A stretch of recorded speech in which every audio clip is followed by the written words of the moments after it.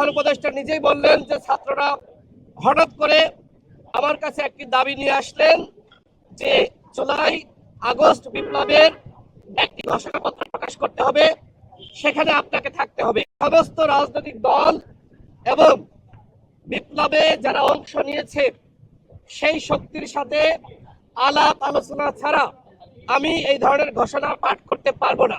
একপাক্ষিক ইতিহাস লিখিত হয় তাহলে কিন্তু ওই শেখ মুজিবের ইতিহাস, আওয়ামী লীগের ইতিহাস যেমনি ভাবে জনগণ ছুঁড়ে ফেলেছে, ঠিক একইভাবে এই 24-এর গণঅভ্যুত্থানের একপাক্ষিক ইতিহাস জনগণ ছুঁড়ে ফেলবে। শুরুতে মাননীয় প্রধান উপদেষ্টা যে বক্তব্য রেখেছেন সেটি শুনে আমাদের কাছে অত্যন্ত হতাশ লেগেছে।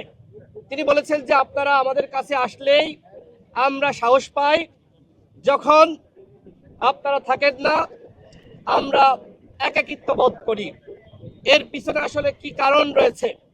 তার একটি কারণ আমার কাছে মনে হলো যে প্রধান উপদেষ্টা নিজেই বললেন যে ছাত্ররা হঠাৎ করে আমার কাছে একটি দাবি নিয়ে আসলেন যে জুলাই আগস্ট বিপ্লবের একটি ঘোষণাপত্র প্রকাশ করতে হবে, সেখানে আপনাকে থাকতে হবে। বিপ্লবে যারা অংশ নিয়েছে সেই শক্তির সাথে আলাপ আলোচনা ছাড়া আমি এই ধরনের ঘোষণা পাঠ করতে পারবো না। এই কথা শোনার পরে দলের প্রতিনিধি যারা ছিলেন তারা বক্তব্য রেখেছেন। আমাদের দলের পক্ষ থেকে আমরা যেটি বলেছি, এই যে গণঅভ্যুত্থান, এই গণঅভ্যুত্থান কিভাবে সংগঠিত হলো, এটা কোনো পরিকল্পিত আন্দোলন ছিল না, পরিকল্পিত বিপ্লব ছিল না।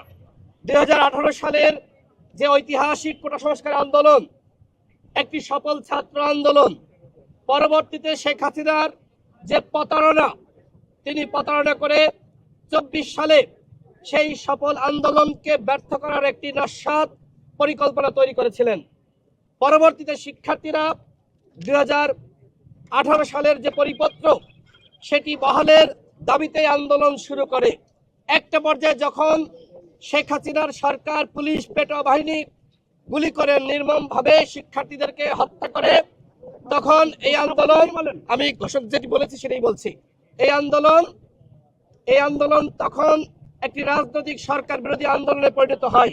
সুতরাং এই ঘোষণাপত্রে অবশ্যই 2018 সালের কোটা সংস্কার আন্দোলন এবং 24 সালে যে দাবিকে কেন্দ্র করে এই আন্দোলন শুরু হয়েছিল সেই দাবি অবশ্যই ঘোষণাপত্রে সংযুক্ত করতে হবে। মাননীয় প্রধান উপদেষ্টাকে আমরা এই দাবি গণ অধিকার পরিষদের পক্ষ থেকে জানিয়েছি এবং একই সাথে আমরা এটি বলেছি যে 18 সালের যে নিরাপদ সড়ক আন্দোলন, সেই নিরাপদ সড়ক আন্দোলনের কমলমতি শিক্ষার্থীরা তারা 24 সালের গণ অভ্যুত্থানে ভূমিকা রেখেছে, শহীদ হয়েছে, আহত হয়েছে। সুতরাং নিরাপদ সড়ক আন্দোলনের ভূমিকাও এখানে উল্লেখ থাকতে হবে। আমরা একই সাথে এই প্রস্তাব দিয়েছি, এই যে জুলাই বিপ্লব এটি একটি ধারাবাহিক আন্দোলনের ফসল। সুতরাং দীর্ঘ 15 বছরের লড়াইয়ে যে সকল রাজনৈতিক দলের নেতাকর্মীরা গুম, খুন, নির্যাতন, নিপীড়নের শিকার হয়েছে, একই সাথে এই 15 বছরে যে সকল সাংবাদিক, সাংস্কৃতিক কর্মী, লেখক গুম, খুন, নির্যাতনের শিকার হয়েছে, তাদের অবদান স্পষ্টভাবে ঘোষণাপত্রে উল্লেখ থাকতে হবে। শুধুমাত্র 36 দিনের আন্দোলনে শেখ হাসিনার পতন হয়নি, এটি একটি ধারাবাহিক সংগ্রাম ছিল এবং একটা পর্যায়ে গিয়ে হাসিনার পতন নিশ্চিত হয়েছে। সেই দাবি আমরা স্পষ্ট করেছি যে প্রত্যেকটা দল, সংগঠন এবং বিপ্লবে যারা অংশ নিয়েছে, শুধুমাত্র এই 2 মাস বা 1 মাস না, 15 বছর ধরে যারা সংগ্রাম করেছে, সেই সকল সংগঠন এবং দলের প্রত্যেকের অবদান স্পষ্টভাবে উল্লেখ থাকতে হবে।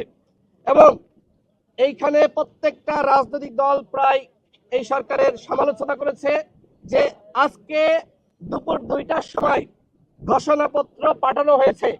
প্রায় প্রতিটি দল প্রশ্ন করেছে যে এই উদ্যোগ কি আসলে সরকারের পক্ষ থেকে? এই যে ঘোষণাপত্র আপনারা তৈরি করেছেন, এটা কি সরকার তৈরি করেছে নাকি ছাত্ররা তৈরি করেছে নাকি কোনো বেসরকারি প্রতিষ্ঠান তৈরি করে দিয়েছে? সরকার এই বিষয়ে কোনো স্পষ্ট বক্তব্য পেশ করেনি। আমরা সর্বশেষ যেটি বলেছি সেটি হলো জাতীয় ঐক্য এবং সংহতি ধরে রাখতে হবে। এবং এই যে অভ্যুত্থানে আপনারা দেখেছেন শেখ হাসিনার পুলিশ বাহিনী যেভাবে ছাত্র জনতার বুকে গুলি চালিয়েছে, সেই সকল পুলিশের সদস্য, র্যাবের সদস্য, বিজিবির সদস্য যারা ছাত্র জনতার বুকে গুলি চালিয়েছে, তাদেরকে গ্রেপ্তার করতে হবে। এবং একই সাথে আওয়ামী লীগ যেহেতু গণহত্যা চালিয়েছে, বিচার শেষ হওয়ার আগে আওয়ামী লীগ নির্বাচনে অংশ নিতে পারবে না, সেই বিষয়ে আমরা স্পষ্ট হয়ে বলেছি। এবং একই সাথে যেহেতু প্রবাসীরা, আপনারা জানেন যে প্রবাসীরা যেভাবে আন্দোলন করেছে তাদের অবদান কিন্তু এখানে উল্লেখ করা হয়নি। তাদের অবদান স্পষ্টভাবে উল্লেখ করতে হবে। এবং আলেম সমাজ, মাদ্রাসা শিক্ষার্থীরা এই আন্দোলনে ব্যাপক ভূমিকা রেখেছে।